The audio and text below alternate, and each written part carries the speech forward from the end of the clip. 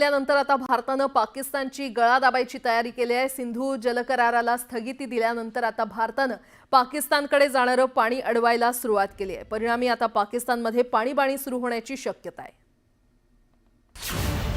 भारतानं अडवलं चिनाबचं पाणी। पाकिस्तानमध्ये पाणीबाणी। भारत 6 विद्युत प्रकल्पही बांधणार।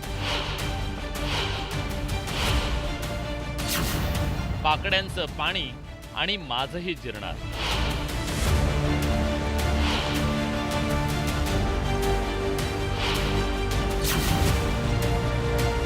भारतानं अखेर पाकिस्तान विरोधात वॉटर स्ट्राईक सुरू केलंय। चिनाब नदीवरील बगलिहार धरणातून पाणी बंद करण्यात आल्यानंतर आता भारतानं सलाल धरणातूनही पाणी बंद केलंय। चिनाबचं पाणी बंद केल्यानं पाकिस्तानच्या अडचणी वाढल्यात।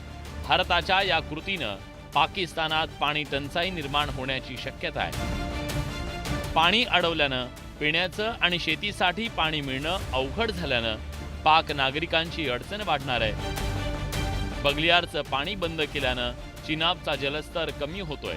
नदीचा प्रवाह आटल्याचं दिसतंय।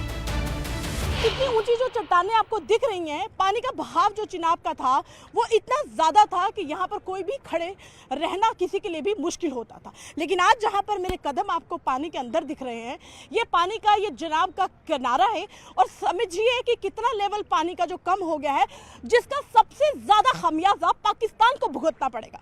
जी हाँ, क्योंकि पाकिस्तान से ये जो चिनाब दरिया जाता है, पाकिस्तान में जो पानी पहुंचता है चिनाब का, वो पंजाब प्रांत है और पाकिस्तान में सबसे ज़्यादा कृषि का काम पंजाब प्रांत में होता है। भारतानं धरणातलं पाणी बंद केल्यानं पाकिस्तानमध्ये घबराट पसरली आहे। पाण्याची धार कमी झाल्याचा दावा पाकिस्तानी मीडियानं केलाय। यापूर्वी 87,000 क्युसेक इतकं पाणी पाकिस्तानला मिळत होतं। आता हे पाणी बंद केल्यानं फक्त 10,800 क्युसेक इतकं पाणी पोहोचत असल्याचा दावा केला जातोय। त्यामुळे पाकिस्तानच्या पंजाब आणि पीओके प्रांतात पाणीबाणी निर्माण होण्याची शक्यता आहे।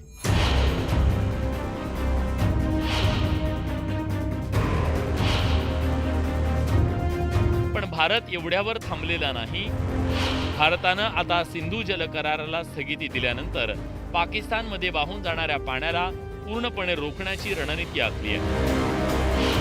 सिंधू जल करार स्थगित केल्यानंतर केंद्रीय गृहमंत्री अमित शाह आणि जलशक्ती मंत्री CR पाटील यांच्यात 2 मोठ्या बैठका झाल्या। या आठवड्यात केंद्रीय गृहमंत्री अमित शाह यांच्यासोबत एक मोठी बैठक होण्याची शक्यता आहे, ज्यात 6 जलविद्युत प्रकल्पांच्या कामांना वेग दिला जातोय। या चिनाब नदीवरील रामबन आणि उधमपूर जिल्ह्यात 1856 मेगावॅटचा सावलकोट प्रकल्पाचं काम प्रगतीपथावर आहे। त्याचसोबत 1000 मेगावॅटचा पाकलदुर्ग प्रकल्प, 850 मेगावॅटचा रतले प्रकल्प, 800 मेगावॅटचा बरसर प्रकल्प, 624 मेगावॅटचा किरू प्रकल्प आणि 1320 मेगावॅटचे किथोई 1 आणि 2 या प्रकल्पांचा समावेश आहे। या प्रकल्पामुळे जम्मू काश्मीरमध्ये 10,000 मेगावॅट वीज उत्पादन शक्य होणार आहे।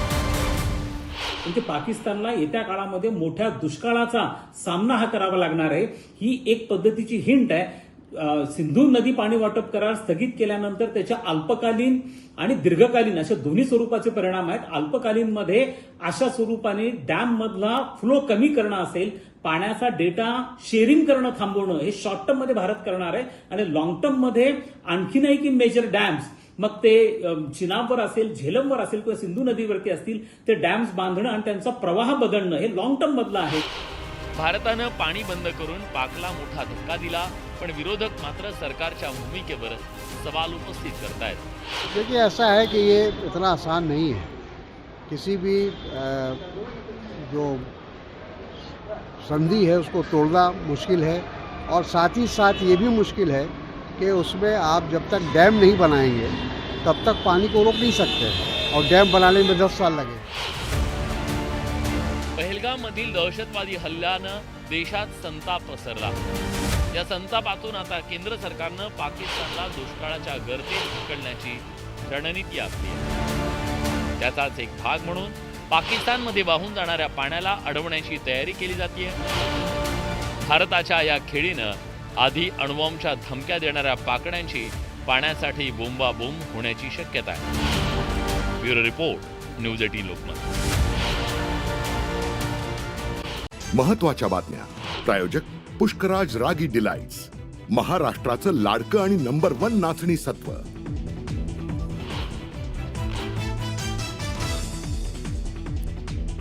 7 मे नंतर कोणत्याही क्षणी भारताकडून पाकिस्तानवर मोठ्या लष्करी कारवाईची शक्यता। सिव्हिल डिफेन्स मॉकड्रिलमुळे कारवाईच्या शक्यतेला बळ।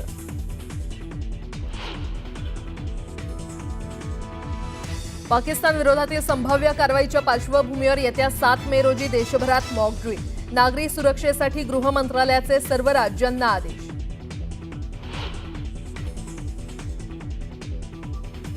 डीआरडीओ आणि नौदलाकडून मल्टी इन्फ्लुएन्स ग्राउंड माइनची चाचणी। समुद्राखाली यशस्वीरित्या पार पडली वैधता चाचणी। भारतीय नौदलाच्या सामर्थ्यात आणखी वाढ।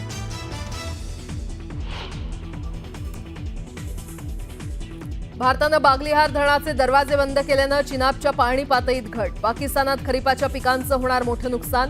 पाकिस्तानी नागरिकांमध्ये पसरली भीती।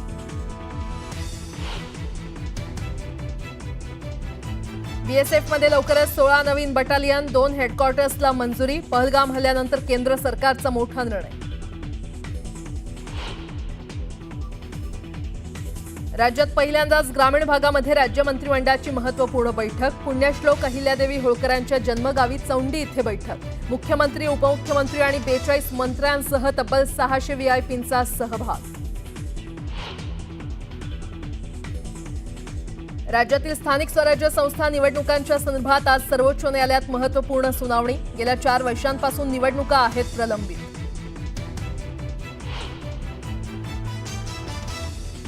मंत्री उदय सामंतांना राज ठाकरेंचं भेटीचं निमंत्रण। मनसे आणि शिवसेना युती संदर्भात होणार चर्चा। सूत्रांची माहिती, 2 दिवसात सामंत राज ठाकरेंना भेटण्याची शक्यता।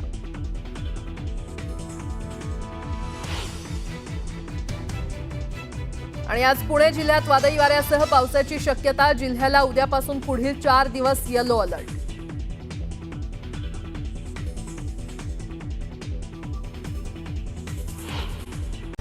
टॉप 18 प्रायोजक डिफेन्स करिअर अकॅडमी। युवक युवतींनो, भारतीय सैन्यात घडवा अभिमानास्पद करिअर।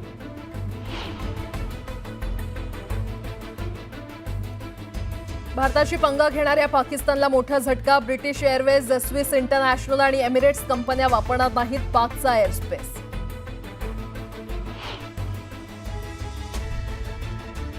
पहलगाम हल्ल्यानंतर केंद्र सरकारचा मोठा निर्णय। सीमा सुरक्षा दलात 16 नवीन बटालियन समाविष्ट करण्यास केंद्राची मंजुरी।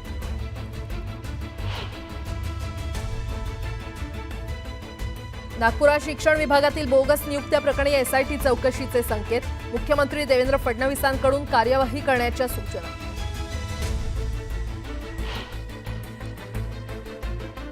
पीओपी पासून तयार केलेल्या गणेश मूर्तींना विशिष्ट परिस्थितीत परवानगी देणं शक्य असल्याचा राज्य सरकारचा कोर्टात दावा। 1 जूनपर्यंत प्रतिज्ञापत्र सादर करण्याचे कोर्टाचे आदेश।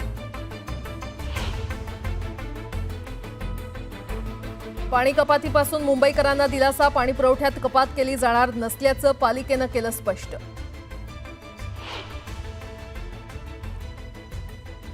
नागपूर शहरातल्या सिनेमाप्रेमींसाठी आनंदाची बातमी। जगातील सर्वात मोठी सिनेमा स्क्रीन उभारली जाणार। मुख्यमंत्री फडणवीसांची घोषणा।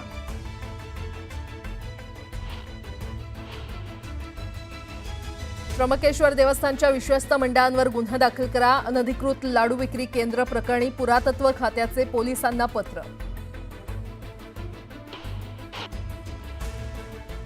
अस्थमा रुग्णांसाठी कोल्हापुरातील हवा ठरते धोकादायक। श्वसनाच्या आजारांचा धोका वाढतोय।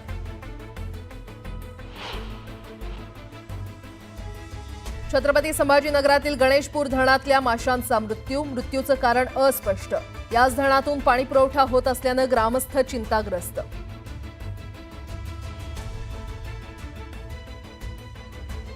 8 मे पासून होऊ शकते बेस्टची भाडेवाढ। प्रशासनाला अद्यापही परिवहन प्राधिकरणाच्या लेखी मंजुरीची प्रतीक्षा।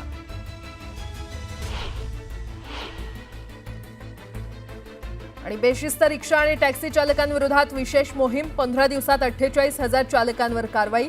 40 लाखांचा दंड वसूल.